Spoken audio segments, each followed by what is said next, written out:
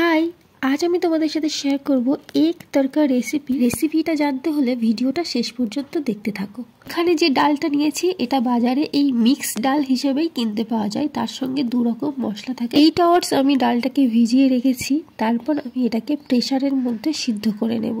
তো এখানে ডালটা আমি দিয়ে দিলাম, ভিজিয়ে রাখা ডাল, তার সঙ্গে আমি কিছু মশলা দিলাম গোটা, তারপরে দেব লবণ আর একটু হলুদ আর একটু কাশ্মীরি লঙ্কার গুঁড়ো, এটা দেবো কারণ একটু কালারটা আনার জন্য। তারপর আমি এটাকে প্রেসারের মধ্যে বসিয়ে দেবো। যতক্ষণে ডালটা সিদ্ধ হবে আমার এইদিকে কিছু ভেজিস আছে, সেগুলোকে আমি একটু কেটে নেব। তো এখানে আমি নিয়েছি একটা টমেটো, আদা, রসুন, ধনেপাতা, আর নিয়েছি কাঁচা লঙ্কা আর পেঁয়াজ। এই সবগুলোকে আমি ছোট্ট ছোট্ট করে কেটে নেব। রসুন আর আদার পরিমাণটা কিন্তু আমি একটু বেশি রাখবো, খুব অল্প পরিমাণে আদা রসুন আমি এখানে নেব না। তো সব ভেজিটেবল আমার কাটা হয়ে গেছে, আর এদিকে ডালটাও আমি দেখে নিচ্ছি কেমন সিদ্ধ হয়েছে।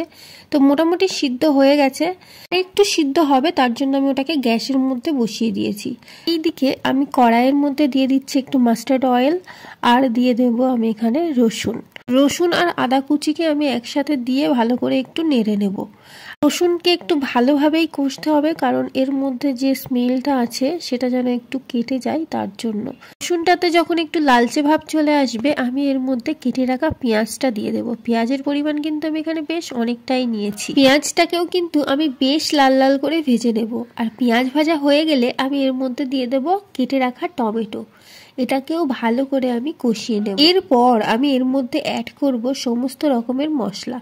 তো আমি এখানে দিয়ে দেব একটুখানি লবণ, হলুদ, আর দিয়ে দেব এখানে কাশ্মীরি লঙ্কার গুঁড়ো, আর আমি কিন্তু এখানে একটু বিট লবণও অ্যাড করেছি। সমস্ত মশলাগুলোকে আমি ভালো করে কষিয়ে নেব। তারপর আমি এর মধ্যে অ্যাড করব একটা ডিম। তোমরা চাইলে এখানে 2টো ডিমও অ্যাড করতে পারো। রান্না করতে তোমাদের কার কার ভালো লাগে অবশ্যই কমেন্টে জানিও। আমার তো নিত্য নতুন রান্না করতে বেশ ভালো লাগে। তো আমি এখানে ডিমটাকে ভালো করে একটু মিশিয়ে নিচ্ছি, তারপর এর মধ্যে কিউমিন পাউডার আর কোরিয়ান্ডার পাউডার অ্যাড করছি। সমস্ত কিছুকে ভালো করে কষিয়ে নেওয়ার পর আমি এর মধ্যে সিদ্ধ করে রাখা ডালটাকে অ্যাড করব।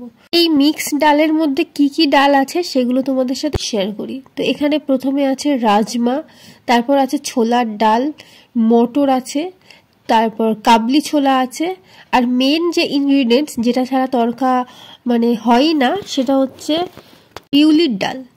তো এর সাথে যে মশলাগুলো এসেছিল সেগুলোই আমি এখানে অ্যাড করছি। এখানে একটা গুঁড়ো মশলা ছিল, আর ছিল কসুরি মেথি। তরকা প্যানের মধ্যে আমি এখানে একটু ঘি দিয়ে দিয়েছি, আর দেব এর মধ্যে কাশ্মীরি লঙ্কার গুঁড়ো। যখন ঘিটা একদম গলে যাবে তারপরেই আমি কাশ্মীরি লঙ্কার গুঁড়োটা অ্যাড করব। এটা দিচ্ছি কালার আনার জন্য, কালারটা খুব সুন্দর আসবে। তারপর আমি এর মধ্যে একটু অ্যাড করব রসুন কুচিটা দিলে তরকার ফ্লেভারটা বেশ সুন্দর আসে। তো এই যে আমি কিছুটা রসুন কুচি দিয়ে দিয়েছি, তারপর আমি এটাকে তরকার মধ্যে আবার অ্যাড করে দেব। এই হলো আমার আজকের তরকার রেসিপি। তো ভিডিও কেমন লাগলো অবশ্যই কমেন্টে জানাও। যদি ভালো লাগে তাহলে অবশ্যই একটা শেয়ার করে দিও, আর লাইক করতে একদম ভুলো না। আর আমার চ্যানেলে নতুন হলে সাবস্ক্রাইব করতে একদম ভুলো না। আর নতুন নতুন ভিডিওর আপডেট পেতে হলে পাশে থাকা যে বেল আইকনটা ওটা অবশ্যই প্রেস করে রাখো, যাতে যখনই ভিডিও আমি আপলোড করব তোমাদের ফোনে অবশ্যই নোটিফিকেশনটা সবার আগে পৌঁছে যায়। তরকা নামিয়ে নেওয়ার আগে আমি কিন্তু এখানে কুচানো ধনেপাতাও অ্যাড করেছি, যাতে ফ্লেভারটা ভালো আসে। এই শীতকালে গরম গরম তরকা তোমরা কিন্তু রাত্রেবেলা রুটির সাথে খেতে পারো। আজ তাহলে আসি, দেখা হবে পরের কোনো ভিডিওতে। আর পরের ভিডিও রেসিপি আসবে, তবে কুকিং রেসিপি নয়, সেটা আসবে বিউটি রেসিপি। আমি একটা দারুণ ইন্টারেস্টিং ডিআইওয়াই তোমাদের সাথে শেয়ার করব এই নেক্সট ভিডিওতে, খুব তাড়াতাড়ি ভিডিও। যারা ওই ডিআইওয়াই দেখতে চাও তারা এই ভিডিওটার নিচে একটা কমেন্ট করে যেও।